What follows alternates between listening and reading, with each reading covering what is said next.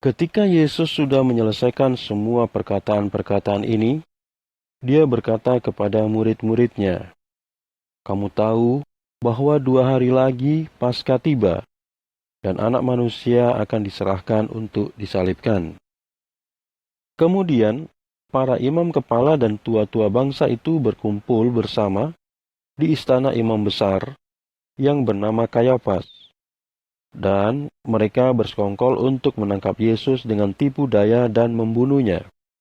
Akan tetapi mereka berkata, "Jangan selama perayaan, supaya jangan ada kerusuhan di antara orang banyak."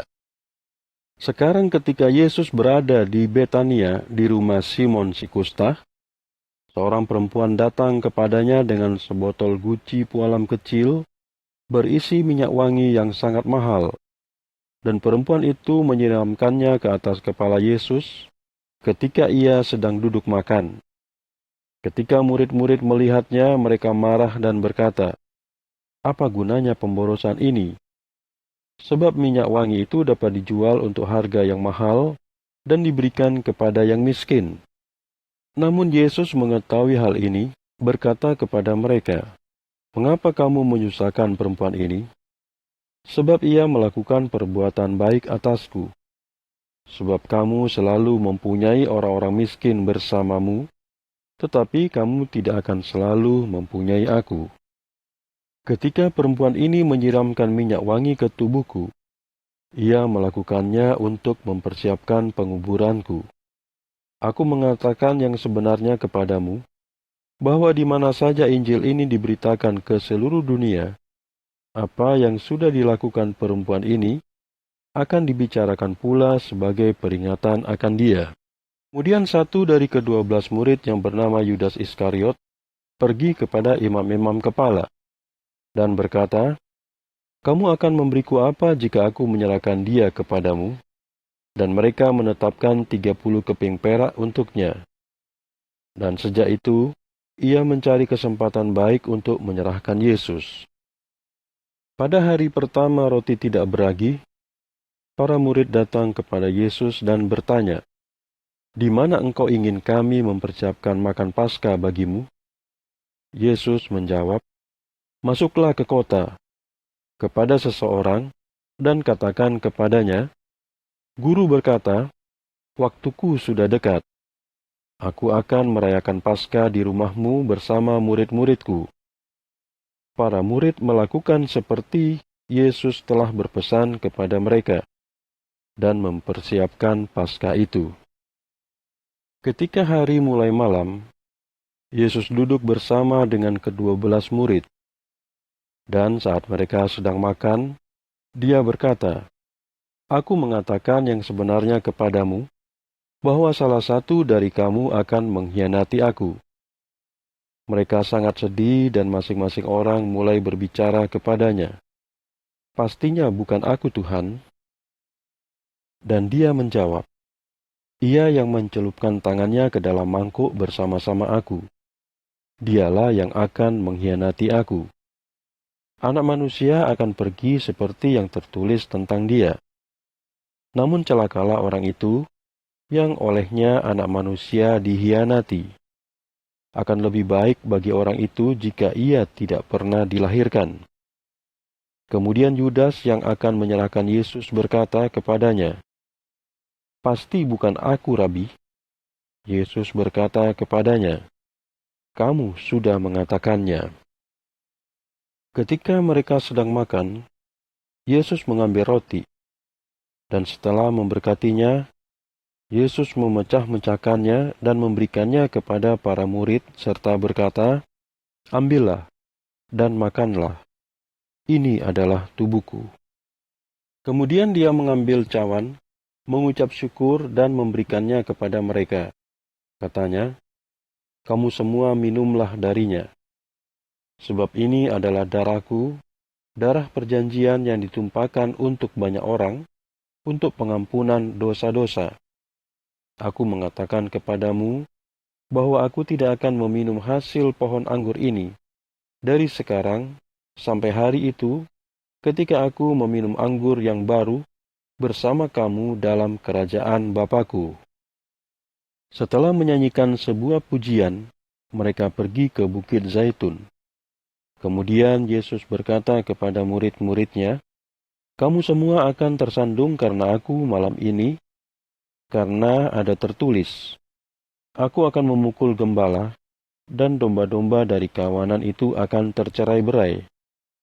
Akan tetapi sesudah aku bangkit, aku akan mendahului kamu ke Galilea." Petrus berkata, "Sekalipun semua tersandung karenamu, aku tidak akan pernah tersandung." Kata Yesus kepadanya, "Aku mengatakan yang sebenarnya kepadamu, bahwa pada malam ini, sebelum ayam jantan berkokok, kamu akan menyangkal aku 3 kali." Petrus berkata kepadanya, "Sekalipun aku harus mati bersamamu, aku tidak akan menyangkalmu." Semua murid yang lain juga mengatakan hal yang sama. Kemudian Yesus tiba bersama murid-muridnya di tempat yang bernama Getsemani, dan dia berkata kepada murid-muridnya, "Duduklah di sini, sementara aku ke sana untuk berdoa." Dan dia membawa Petrus dan kedua anak Zebedius bersamanya, dan dia mulai berduka dan bersusah hati. Kemudian dia berkata kepada mereka, "Hatiku sangat berduka, bahkan seperti mau mati rasanya. Tinggallah di sini dan tetaplah berjaga-jaga bersamaku." Dan dia sedikit menjauh, lalu sujud dengan wajahnya menyentuh tanah dan berdoa. Katanya, "Bapakku, kalau mungkin biarlah cawan ini berlalu dariku. Akan tetapi jangan seperti yang aku kehendaki, melainkan seperti kehendak-Mu." Kemudian dia datang kepada murid-muridnya dan mendapati mereka sedang tidur. Lalu dia berkata kepada Petrus, "Jadi kamu tidak sanggup berjaga-jaga bersama aku selama 1 jam? Berjaga-jaga dan berdoalah, supaya kamu jangan jatuh ke dalam pencobaan. Roh memang penurut, tetapi daging lemah." Yesus pergi lagi untuk kedua kalinya dan berdoa. Katanya, "Bapakku, jika ini tidak dapat berlalu kecuali aku meminumnya, kehendak-Mu lah yang akan terjadi." Sekali lagi dia datang dan mendapati mereka tidur, karena mata mereka terasa berat. Maka dia meninggalkan mereka, dan dia pergi lagi, lalu berdoa untuk ketiga kalinya, mengucapkan kata-kata yang sama. Kemudian Yesus kembali kepada murid-murid dan berkata, "Tidurlah sekarang dan beristirahatlah. Lihat, waktunya makin dekat, dan Anak Manusia diserahkan ke tangan orang-orang berdosa. Bangunlah, mari kita pergi. Lihat, orang yang menyerahkan aku sudah dekat." Sementara Yesus masih berbicara, Yudas, satu dari ke-12 murid itu datang. Bersama-sama dengan dia, kerumunan besar orang banyak dari imam-imam kepala dan tua-tua bangsa itu, dengan pedang dan pentung. Sekarang ia yang menyerahkan Yesus memberi mereka tanda. Katanya, "Siapa yang aku cium, itulah dia. Tangkaplah dia." Yudas segera mendekat kepada Yesus dan berkata, "Salam, Rabi." Dan Yudas menciumnya. Yesus berkata kepadanya, "Teman, lakukanlah maksud kedatanganmu." Kemudian orang banyak itu mendekat, meletakkan tangan pada Yesus dan menangkapnya. Dan lihat, satu dari mereka yang bersama Yesus mengulurkan tangannya, menarik pedangnya, dan menyerang hamba imam besar itu dan memotong telinganya. Kemudian Yesus berkata kepadanya, "Kembalikan pedangmu ke tempatnya, karena semua yang menggunakan pedang akan binasa oleh pedang. Atau kamu pikir aku tidak mampu memohon kepada Bapakku, dan ia sekarang juga akan memberi lebih 12 pasukan malaikat untukku? Namun, bagaimana kemudian kitab suci akan digenapi yang mengatakan bahwa harus terjadi demikian?" Pada waktu itu Yesus berkata kepada orang banyak itu, Apakah seperti melawan perampok kamu keluar dengan pedang dan pentung untuk menangkap aku? Setiap hari aku duduk mengajar di bait Allah dan kamu tidak menangkap aku. Akan tetapi, semua ini terjadi supaya kitab-kitab para nabi digenapi. Kemudian semua murid meninggalkannya dan melarikan diri. Mereka yang menangkap Yesus membawanya kepada Kayafas, sang imam besar, tempat para ahli-ahli Taurat dan para tua-tua berkumpul bersama. Lalu Petrus mengikuti Yesus dari kejauhan sampai ke halaman rumah imam besar. Dan Petrus masuk, duduk bersama para pengawal untuk melihat kesudahannya. Para imam kepala dan seluruh Sanhedrin mencari kesaksian palsu terhadap Yesus, supaya mereka dapat menghukum mati dia. Akan tetapi mereka tidak dapat menemukannya, meskipun banyak saksi dusta yang datang. Kemudian ada dua orang yang muncul dan berkata, orang ini berkata, aku mampu merobohkan bait Allah dan membangunnya kembali dalam 3 hari. Kemudian imam besar berdiri dan berkata kepada Yesus, apakah engkau tidak punya jawaban? Apa yang orang-orang ini saksikan terhadapmu? Namun Yesus tetap diam. Dan imam besar itu berkata kepada Yesus, aku menyumpahimu demi Allah yang hidup, agar engkau mengatakan kepada kami, apakah engkau adalah Mesias, anak Allah? Yesus berkata kepadanya, kamu telah mengatakannya sendiri. Akan tetapi, aku mengatakan kepadamu, bahwa mulai dari sekarang, kamu akan melihat Anak Manusia duduk di sebelah kanan yang Maha Kuasa, dan datang di atas awan-awan di langit.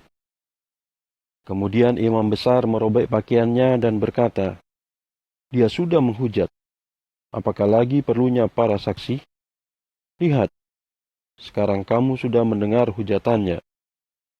Bagaimana pendapatmu? Para pemimpin Yahudi itu menjawab, ia pantas dihukum mati. Kemudian mereka meludahi mukanya dan meninjunya, dan yang lain menamparnya. Mereka berkata, bernubuatlah terhadap kami, hai Mesias, siapakah yang memukul engkau? Ketika Petrus duduk di luar di halaman, dan seorang pelayan perempuan datang kepadanya dan berkata, kamu juga bersama dengan Yesus orang Galilea itu. Namun Petrus menyangkalnya di depan mereka semua, katanya, aku tidak tahu apa yang kamu bicarakan. Ketika Petrus keluar ke pintu gerbang, pelayan perempuan yang lainnya melihat dia dan berkata kepada orang-orang yang ada di sana, orang ini bersama-sama dengan Yesus dari Nazaret itu. Dan sekali lagi Petrus menyangkalnya dengan sumpah, aku tidak mengenal orang itu.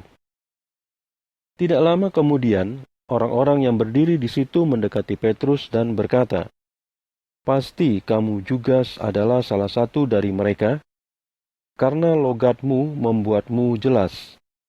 Kemudian Petrus mulai mengutuk dan bersumpah, katanya, aku tidak mengenal orang itu. Dan tiba-tiba, ayam jantan berkokok. Dan Petrus teringat akan perkataan Yesus, sebelum ayam jantan berkokok, kamu akan menyangkali aku 3 kali. Kemudian Petrus keluar dan menangis dengan sangat sedih.